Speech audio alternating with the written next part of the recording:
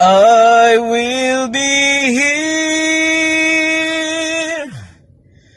We'll be together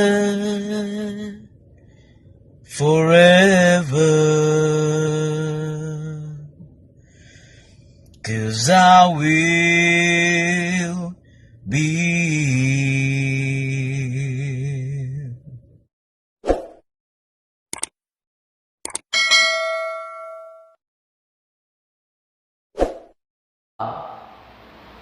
He don't want us to suffer to the eternal condemnation, eternal damnation.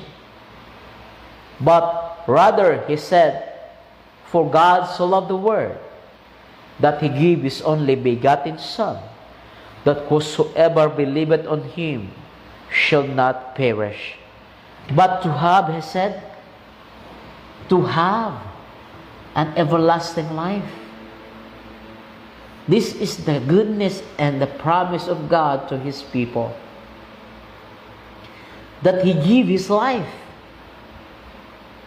Ikaw na nakikinig,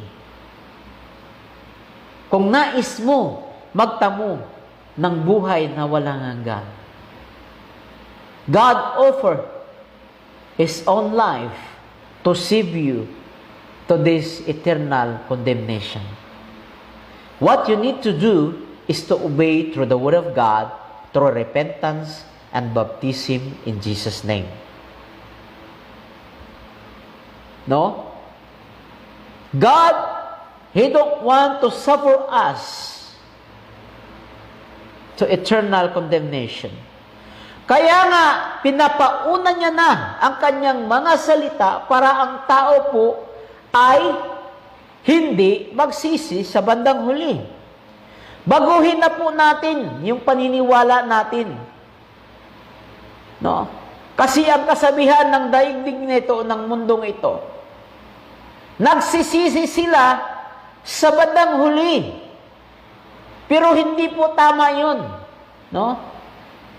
Ang tayo po ng ating Panginoong Hesukristo, ang tao po ay kailangan ng magsisi muna. No? Kaso ang tao, kailan nagsisisi? Sa bandang huli. Kumbaga, ang tao magsisisi pag nandoon na siya, nakaratay na sa tinatawag na karamdaman, kasakitan, at wala ng lakas para maglingkod pa sa ating Panginoon. So habang ikaw na nakikinig ngayon, habang malakas ka pa, bakit hindi mo paglingkuran ang Panginoon? Wala naman mawawala sa iyo eh. Bagkus, ikaw ay magkakaroon pa. Ano yon? Yung buhay na walang hanggan na nais niya ipaabot sa bawat isa po sa atin. Maliwanag po ang pagkasabi sa banal na kasulatan na ang pag-ibig po ng Diyos ay nanahan po sa lahat ng katauhan at hindi po lamang sa isang tao. Kaya ito ang nais niya ipaabot sa bawat isa sa atin, na ang buhay natin ay hindi natin alam. But the good news is, God offered His life at the cross of Calvary to save us all from all unrighteousness. Tuloy tayo. Okay? Praise God. See? Even though He is God, He humbled Himself to save us all. Dahil sa Kanyang pagpapakababa sa Kanyang sarili, tayo ngayon ay nagtamo ng kaligtasan. According in 2 Corinthians 8, chapter 8, reading from verse 9. For ye know the grace of our Lord Jesus Christ, that though He was rich, yet for your sake He became poor, that ye through His poverty might be rich. Nalalaman natin ang biyaya ng ating Panginoong Hesukristo na kahit daw siya ay mayaman, nang dahil sa iyo at sa akin at sa lahat ng tao sa daigdig na ito, yet for your sake, He become poor. Nang dahil sa iyo at sa akin, siya'y naging pulubi o siya'y naghirap nang dahil po sa pag-ibig niya sa bawat isa po sa atin. Yet for your sake, He become poor, that ye through His poverty might be rich. At ayon naman sa kanyang pagiging isang dukha, dahil po sa atin, hinubad niya ang kanyang pagka-Diyos, nang dahil daw sa atin lahat, upang sa pamamagitan ng kanyang karukhaan ay magsiya naman kayo.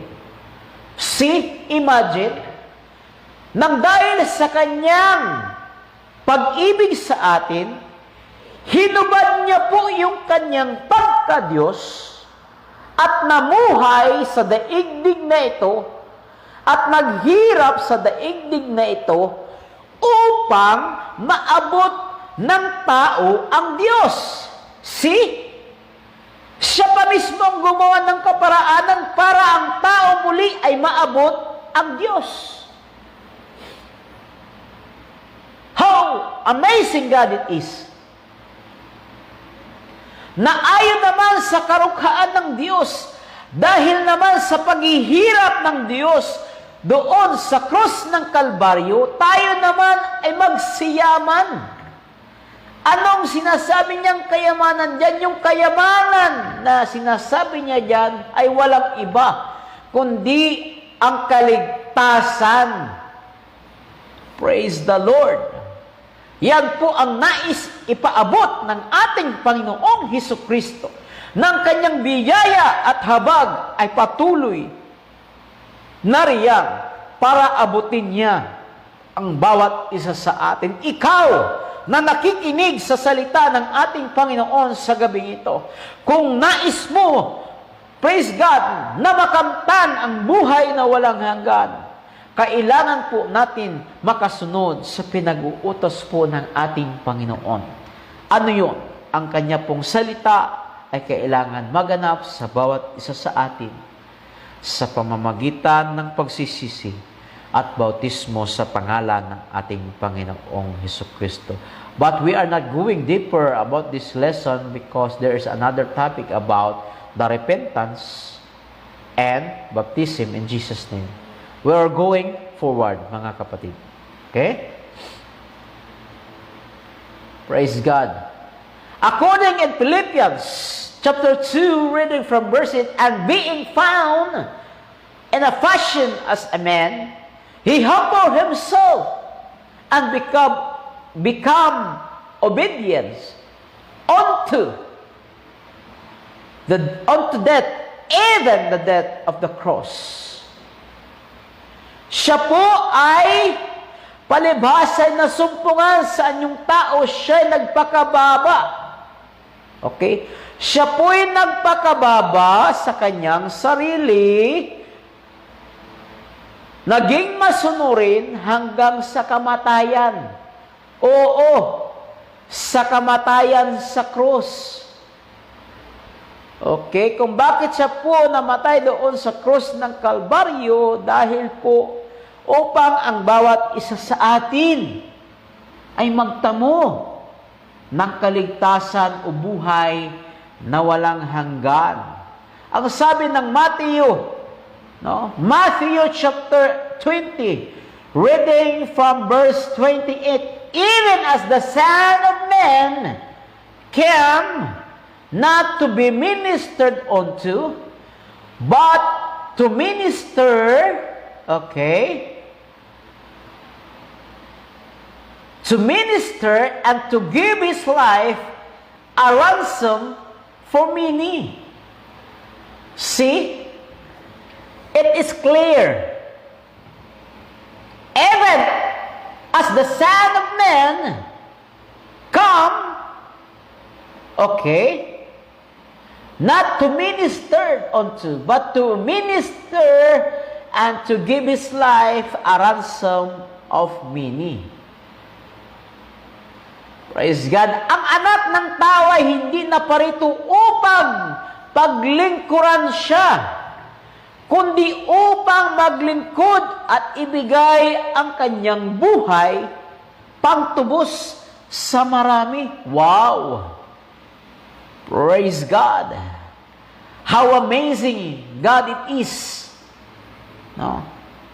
Siya po ay pumarito bilang Diyos at naglingkod para po sa bawat isa sa atin at ibigay ang kanyang buhay na pangtubos sa marami. See?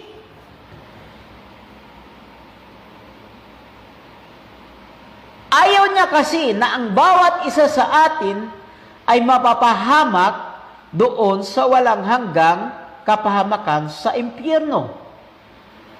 Oh?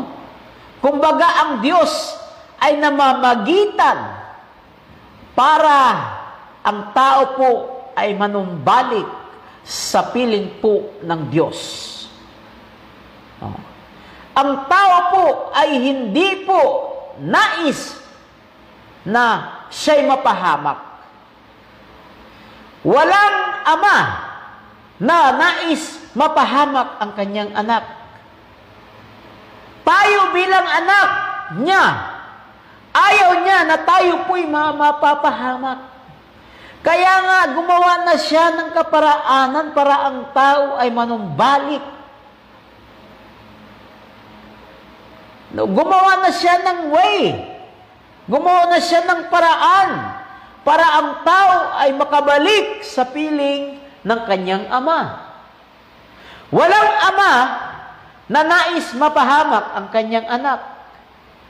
At nakita niya, at nakita ng ama na mapapahamak ang kanyang anak at gumawa siya ng kaparaanan para ang kanyang anak ay hindi mapahamak doon sa walang hanggang kapahamakan sa krus na doon sa walang hanggang kaparusahan sa impyerno. Sa pamamagitan ng kanyang pagkapako doon sa krus ng Kalbaryo, ang tao ngayon ay malayang makakalapit sa pamamagitan ng pagsunod sa kanyang mga salita at sa pagsunod sa pinag-uutos ng ating pong Panginoong Hesukristo. Ang ating pong pinag-uusapan dito, mga kapatid, ito po'y hakbang. No? Hakbang para po ang tao ay maintindihan kung papaano maligtas ang tao sa tinatawag na walang hanggang kaparusahan sa impyerno. No? Dahil hindi po makasarili ang Diyos. Dahil kung ang Diyos ay makasarili, hindi niya gagawin ito. No? If I'm selfish, I cannot do this kind of lesson.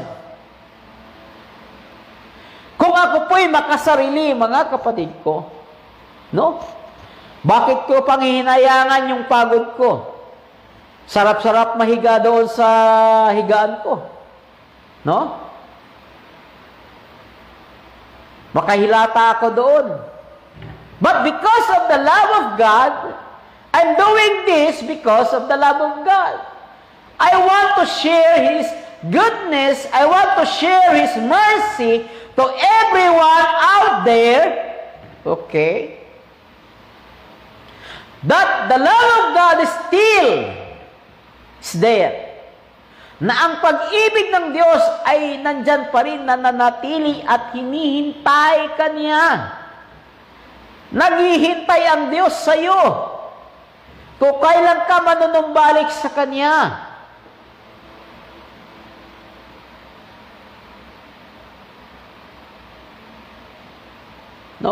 Kung ako makasarili, bakit ko ba gagawin ito? Diba? I'm doing this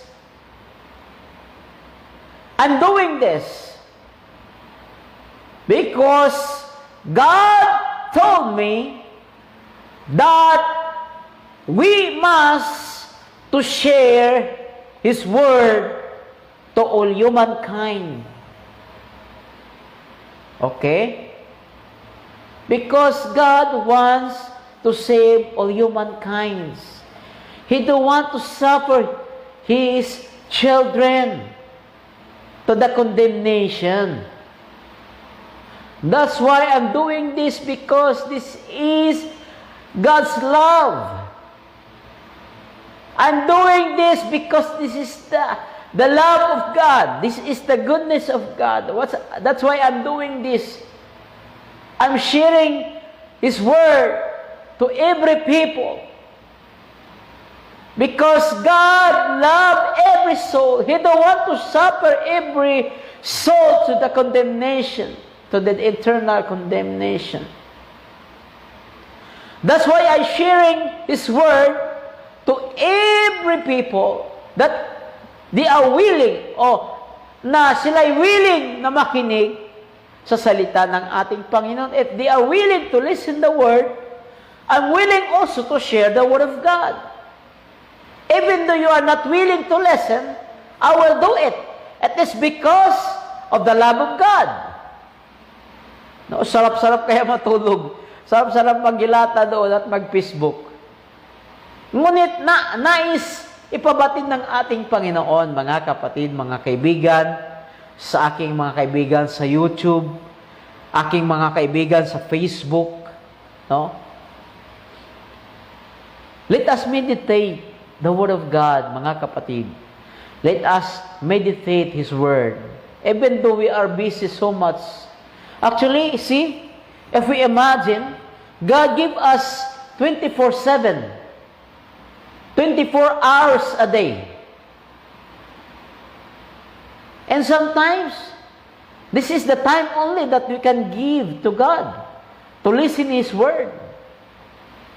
But sometimes, we don't have time to listen His Word. But thank God for the 3 person who listening to the Word of God, and I believe that God will bless you more. Okay? God will bless you more. To the 3 person that listening tonight, or 4 person, God bless you. Because you did not ignore the Word of God. God bless you more. I appreciate too much. I appreciate much that you are doing. God bless you. We'll continue, mga kapatid. I want to finish this topic of grace. And Lord willing, next week we'll study about the faith and the Word of God, and we'll go for another lesson. Okay, but we will continue today. See? Praise the Lord. Luke 9:10, reading from verse 10, "For the Son of Man is come to seek and to save that which was lost. Sapagkat pumarito ang anak ng tao upang ikaw ay hanapin at upang ikaw ay iligtas, sapagkat ikaw ay nawalay sa Diyos of what we called it sin, but through the mercy and of the love of Jesus Christ, He come to this world and to seek you to have eternal life." See? For the Son of Man is come to seek and to save that which was lost. Siya po'y pumarito, hinanap ka ngayon, at salamat sa Diyos, sapagkat ika'y nasumpungan at ikaw ngayon ay nakikinig sa Kanyang mga salita. Okay? Praise God. So, God is good. God is great. No? Nais niya ipaabot ang Kanyang salita sa bawat isa po sa atin. And please, don't ignore the Word of God. Because if you ignore the Word of God, isang patunay lamang po yan na ibig sabihin, ini-ignore mo rin siya. Because the Word of God ay siya po yan. No? Sapagkat itong ating pinag-aaralang ito ay sa Kanya po ito. Siya po ito. No? Inilalathala niya dito ang kanyang sarili kung papaano niya minahal ang tao. No? Papaano niya inibig ang tao even though hindi tayo kaibig-ibig sa harapan ng Diyos. But God is a merciful and loving God. That's why He gave Himself to the cross of Calvary to redeem us from all unrighteousness and give His life for us. For the Son of Man is come to seek and to save that which was lost. Sapagkat ang anak ng tao ay naparito upang hanapin ka. Hinahanap ka ng Diyos. Bakit ka hinahanap? Kasi saan-saan ka nagpupunta. Panay-iwas mo sa Kanya. Kaya hinahanap ka.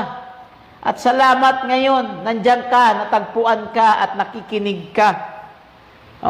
Upang hanapin at iligtas ang nawawala. Tayo po'y nawala sa piling ng Diyos dahil po sa kasalanan na ginawa ng ating pong mga magulang, nila Eva at Adan. Ngunit sa pamamagitan ng kanyang biyaya at pag-ibig niya, nais niya tayo manumbalik. Okay? Tuloy tayo. For as much, First Peter 1:8, for as much as you know that you were not redeemed with corruptible things as silver and gold from your vain conversation, received by the tradition from your father.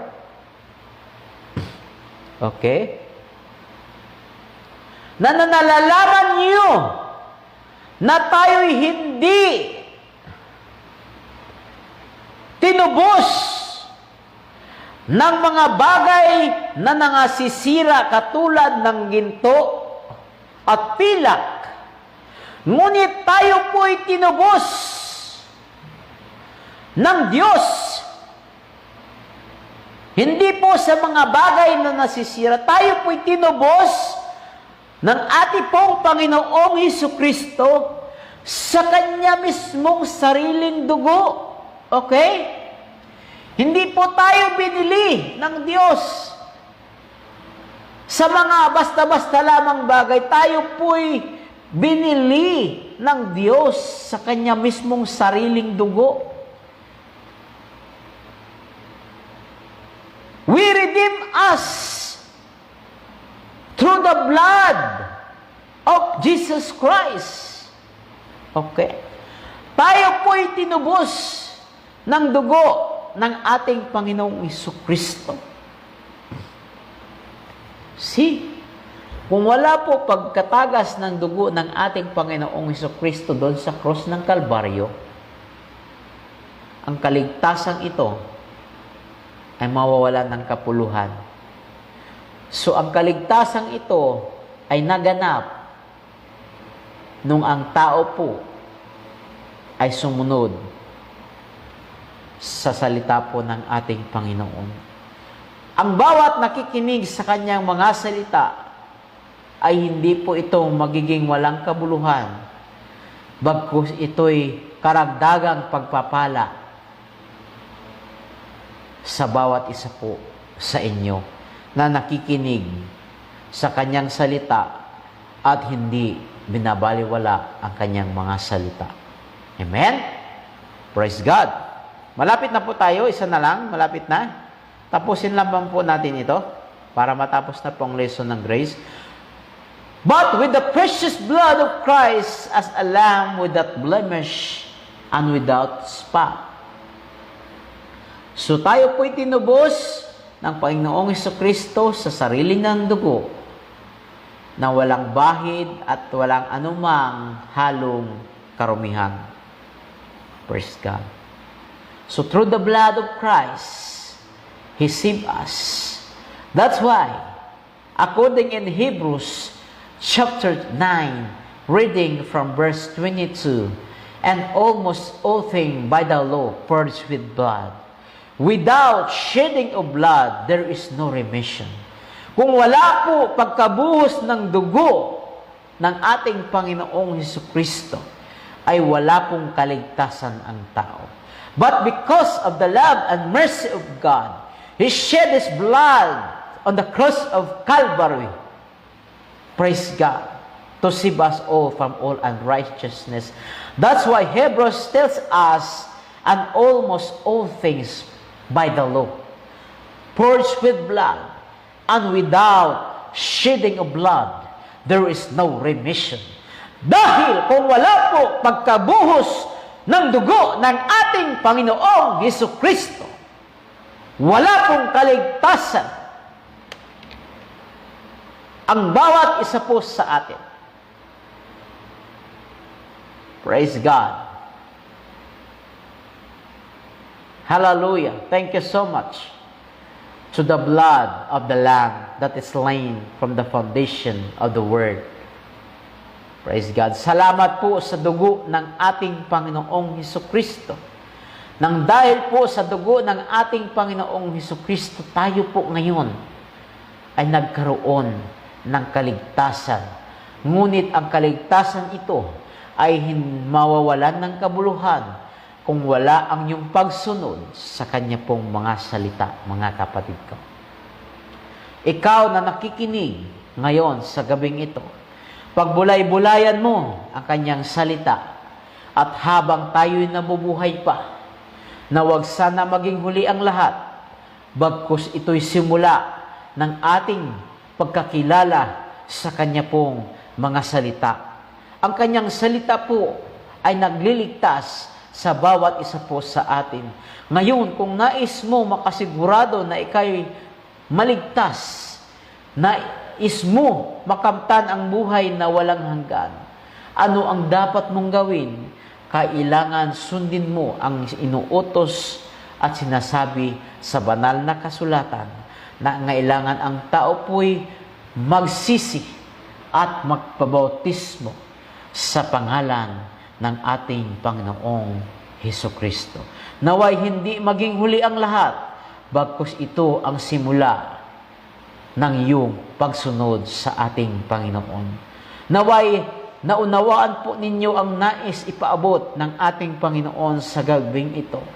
Nang dahil po sa Kanyang biyaya, tayo po'y nagkaroon ng pagkakataon na maligtas sa pamamagitan ng bautismo sa pangalan ng ating Panginoong Hesukristo.